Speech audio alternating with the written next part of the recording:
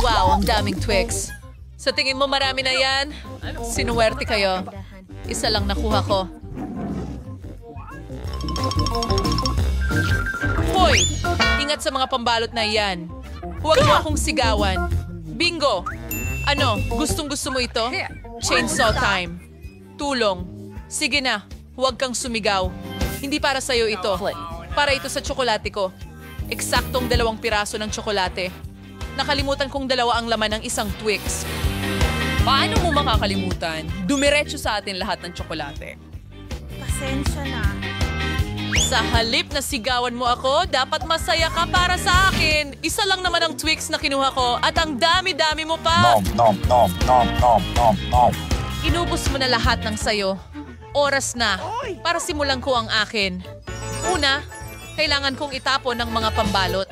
Sabi ko lahat ng pambalot. Ngayon pwede na akong kumain. Gustong-gusto ko ang Twix. Lagi silang masarap, lalo na kung marami. May naisip ako? Bakit ko kakainin ng tuyo? Normal na tsokolate. Uy, ano yun? Huwag kang magreklamo. Tingnan mo kung paano nagiging matamis na tsokolate na gatas ang regular na tsokolate. Hindi mo pa ito nakita dati. Masarap kumain. At gayon din ang uminom. Nakikita kong malapit ka nang matapos. Ibig sabihin ngayon, ay oras na para sa tsokolate ko. Kailangan ko lang alisin ang mga balot. Sabihin mo sa akin na hindi yun cool. Pero hindi yun lang. Panahon na para magsimula magtayo. Ang lahat ng tsokolate na ito ay perpektong materyales para sa pagbuo. At ang pandikit ay Nutella. Magdadagdag ito ng dagdag na tsokolate na lasa at magpapalakas ng lahat sa lugar. Magsimula na tayong magtayo. Wow! Tingnan mo lang ang ginawa ko. Ito ang unang chocolate tower sa buong mundo. Umaabot hanggang ulap. Kailangan ng hagdan. Hindi ko alam na magiging ganito ang kalalabasan. Alam mo, ito ang ating... Tama yun. Sige, ano pang hinihintay natin? Tara na. Hiccup! Beijing way Salamat sa'yo. Hoy! Hoy! Oh, buhay ito. Paano mo nagawa? Alexis! Oh, Diyos ko! Akin yun at tsokolate. Mabuti. Akala ko inatake ako sa puso. Talagang nailigtas ako nito. Ano to? Bakit napakamalas ko? Isa lang ang mata ko. Ano? At nasilip ko na ito. Hindi ka sinuwerte, babaguhin natin. Hari. Pero ako, pababayaan kitang maging magulo. Totoong malagkit. Maglalaro ako ng kaunti. Ayan, patay. Ayan, patay. Ayos. Kailangan ko ng regular na ketchup. Hindi ko kaya. Sa tingin ko, mahuhulog siya dito. Julie, tingnan mo. Kaya kong tanggalin ang mata ko. Ano? Ano? Isang mata! Totoong mata! Ilayo mo yan sa akin ngayon! Oh, ano yon? Oh! Sa tingin ko, nabubulunan siya. Kailangan natin siyang suntukin sa likod. Yan SARS me, mga chocolate ball na ito. Gustong-gusto kong kainin ito. Ano? Saan nanggaling ang mata na yon? Nakakatakot! Mukhang totoo talaga ang mata na iyon. Siyempre, meron. Ang pagkakaiba, masarap ang mga ito. At sa loob, may cream. Cream, sabi mo? Tapos tingnan mo ako. Ngayon kakainin ko na lahat ng aking gummy treats. Parang may kulang. Siguro ilang pa. Woo! Hindi, wag mong hawakan ang akin. Kaya kong gawin ito nang wala ka. Isa lang ang ibigay mo sa akin! Kaibigan ka, ibahagi mo sa amin. Wala na akong may babahagi. Kinain ko silang lahat. Tingnan mo, walang laman. Handa na ako! Ano? Ano iyon? Hindi! Ano ang nakikita ko ng mabuti? Dahil ang sakin mo kasi. Kaya nga. Nagbibiro ka ba? Bakit palagi akong mas kaunti? Marami tayong nabiling chichirya. Napaka-organisado ko. Simulan na. Isang chip lang? Hindi ko nga makuha ang liit. Pero may idea ako. Bakit siya pumunta sa ilalim ng mesa? Salamat. Bakit? Para makain ko ito kahit paano. Sa tingin ko makakatulong ang sipit. Dapat kumain ka ng mas mabilis kaysa tumawa. Sige, madali lang. Maging fake ng mabilis. Kakainin ko lahat. Hayaan mo akong buksan ito. Ano to? Bakit ang sikip? Mahina si Peter, parang isang babae. Hindi ako babae. Mas may magandang paraan akong gawin para buksan ang mga chips na ito. Kailangan ko lang gatain ito. Sabi ko sa'yo. At hindi ko kailangang marumihan ang kamay ko. Lilipad itong mga chips diretso sa bibig ko.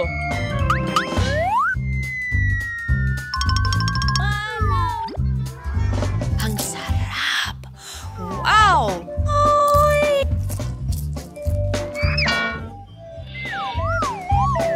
Sino ang mag-aakalang isang lata ng Pringles ang magpapatumba sa kanya? Panahon na para kainin ko ang lahat ng mga ito. Ang sarap. Sobra. Ay, masakit yan. Aba, ang sarap nito. Napakasarap. Ano? Buhay pa ako? O hindi? Ang sarap ng mga treats na ito, hindi ako makapigil. Hindi posible. Sobrang astig sila. Sobrang astig. Iligtas mo ang sarili mo. Isang bagyong apoy ito. Hoy! Pwede mo namang ibigay sa akin ang helmet. Hindi mo kailangan ng helmet. Kailangan mo lang durugin ng chips. Wow! Galing! Gumana Ano? yon. Ano yon? Tulungan mo akong makalabas. Ew! Kahit ano, huwag lang broccoli. Broccoli? Bakit mga buto lang ang meron ako? Hindi masarap. Aba. Yun, Nat. Kailangan kong itanim ito. Pagkatapos ay makikita ko kung ano ang tutubo.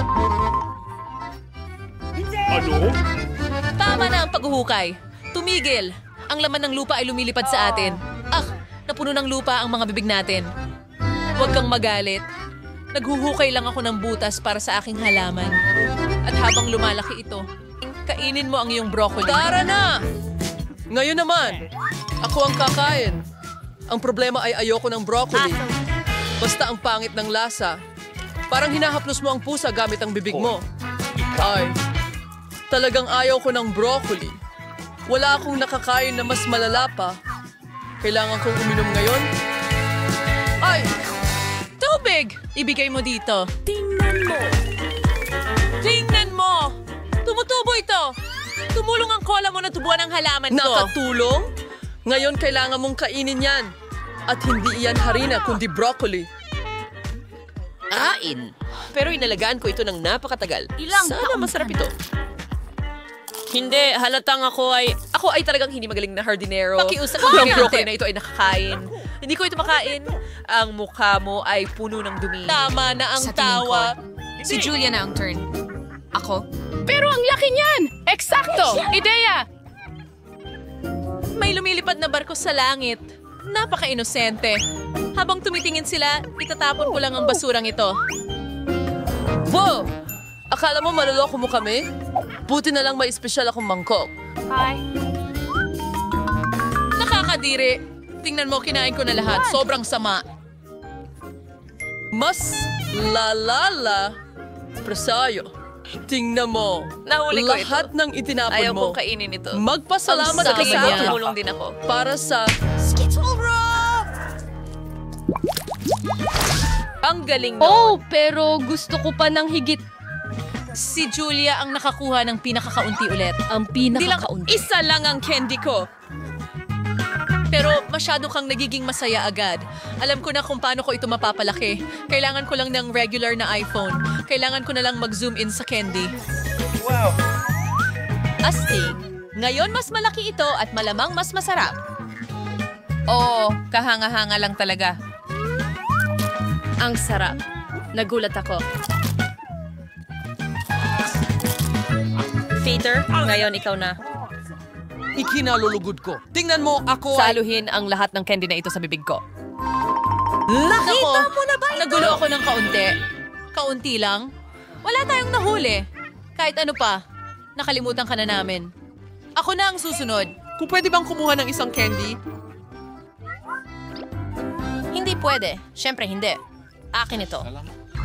Sige. Anong kulay ang pipiliin ko? Candy boy muna. Sa tingin ko, makakatulong ito. Kung ano mang kulay ang makuha ko. At sismula ko, Ano? Ito talaga ang paborito kong kulay. Kaya sinuwerte ako. Kakainin ko ang lahat ng mabilis. Napakasarap ng candy na ito. Pagkatapos ay maghuhugot ako ng kapsula. Ano yun? Nagniningning. Wow! Ang laki ng candy na ito. Sige. Ang sarap! Hindi masama. At sa loob, may sangkatutak na candy. Sapat na ito para sa natitirang buhay ko. Gusto ko rin. Paki-share. Siyempre, magbabahagi ako. Ibigay mo ang mga kamay mo. Hindi ako sakim. Sapat ito para sa lahat. Salamat, Peter.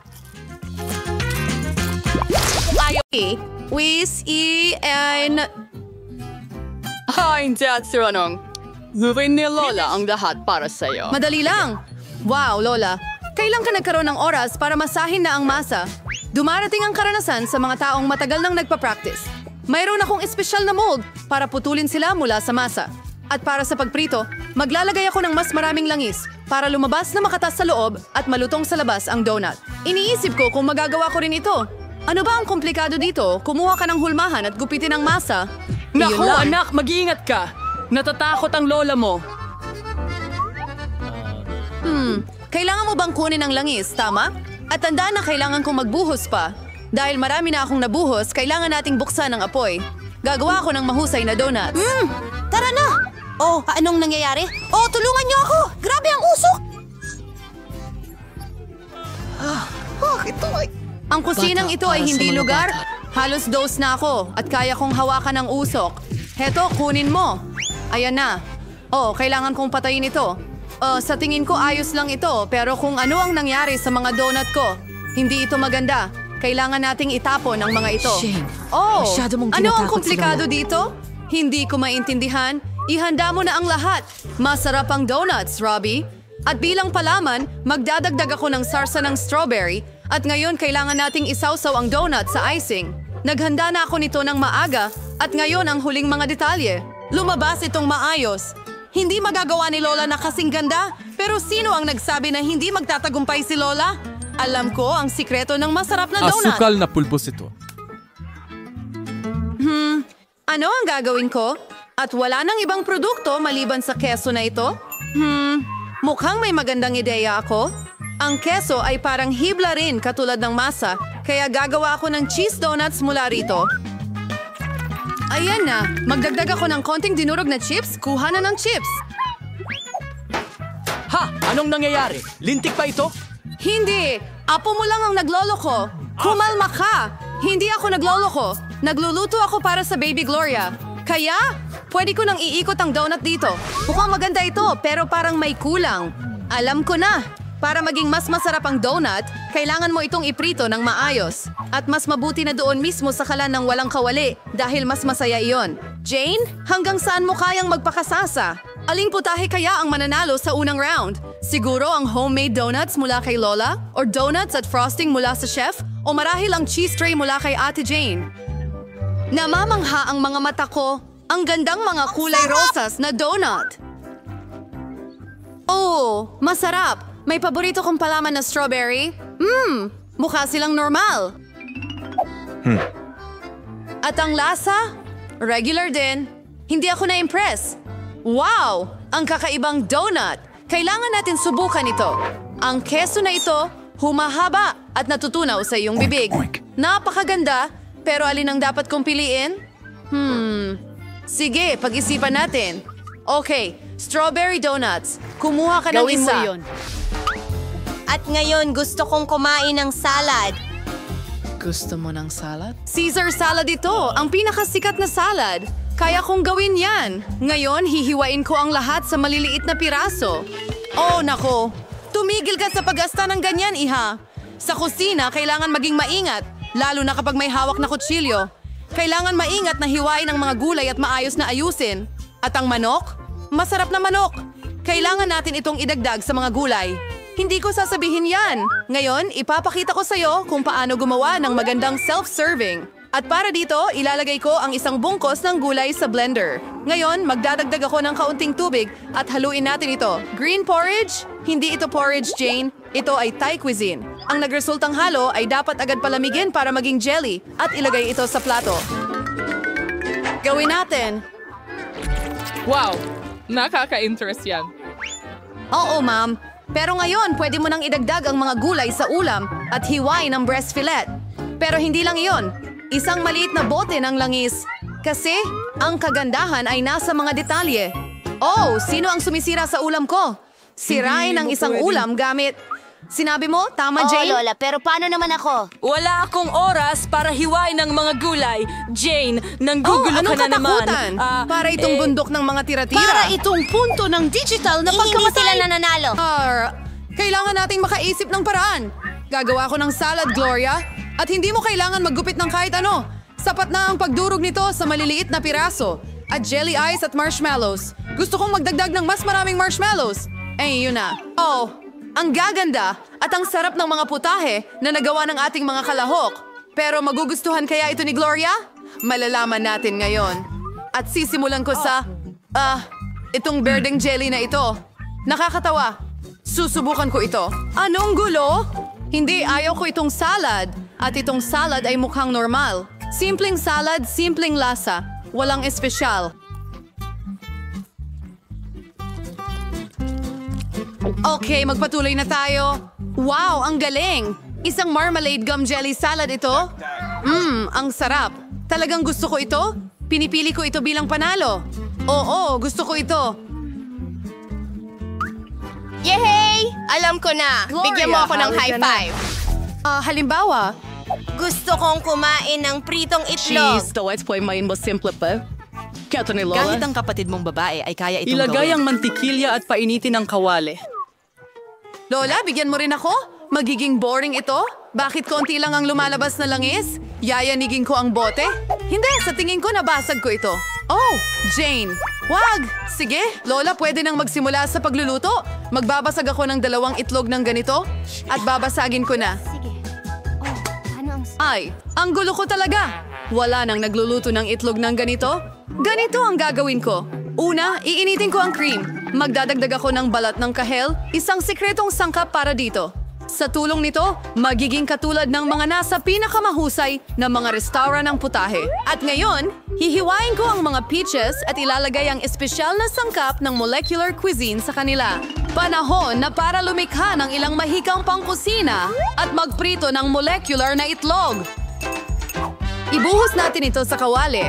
At ayan na. Wow, nakita ko ito sa YouTube. Sakit, mag-ingat ka. Ang mga itlog ko, lahat ay nasa apoy. Anong bangungot? Oo, hindi mananatili sa bahay buong araw si Baby Gutom na Gloria. rin ako. Napaka-appetizing ng mga itlog ni Lola. Oh, Jane, wala kang tsansa sa round na ito. At magugustuhan kaya ni Baby Gloria ang molecular cuisine. Saan ako magsisimula? Hindi sa ngayon. Oh, James! Gusto kong subukan ito. Oh, hindi masama. At ano ito? Gusto kong subukan. Kakaibang mga itlog. Wow. Matamis ito! Ang sarap! Gusto ko ito! Pinipili ko ito? Alam ko na yan! Lola, tara na! Gusto kong kumain ng sandwich. Oh! Maghintay ka.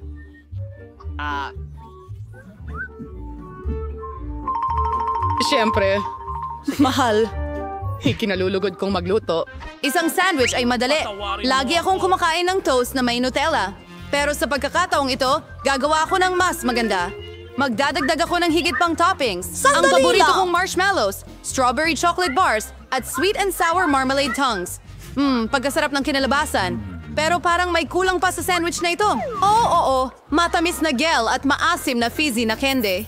Anong gandang ideya ang naisip ko? Orihinal, pero sa tingin ko'y mas mabuti na sumunod sa tradisyonal na resipe. Mustasa, ham, keso, dahon ng litsugas.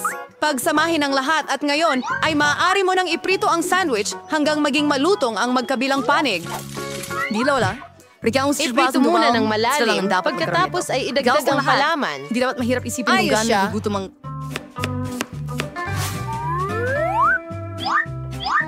At ngayon, ang pangunahing masarap na dulce ay mga suso. Ano? Mga suso? Ang baho. Anong amoy? Amoy, Paris. At ngayon, maaari mo na itong ilagay sa plato. magdadagdag ako ng seafood, mahusay, at sa wakas, magdadagdag ako ng keso na may amag. Nahihilo na si Lola. Wow! Ito ay isang obra maestra sa pagluluto. Hindi ka panipaniwala, nalampasan ko ang aking sarili. Kukuha rin ako ng magandang sandwich. Oh, natunaw ang tsokolate, pero alam ko ang pwedeng gawin. Kailangan nating kumuha ng mangkok ng tubig at idagdag pa ito. At ngayon, ang chocolate. So ay magyayelo sa anumang... Nakita ko ang life hack na ito sa TikTok. Gawin natin ito. Iba't ibang kalahok at iba't ibang mga sandwich. Ano ang pipiliin ni Gloria? Wow!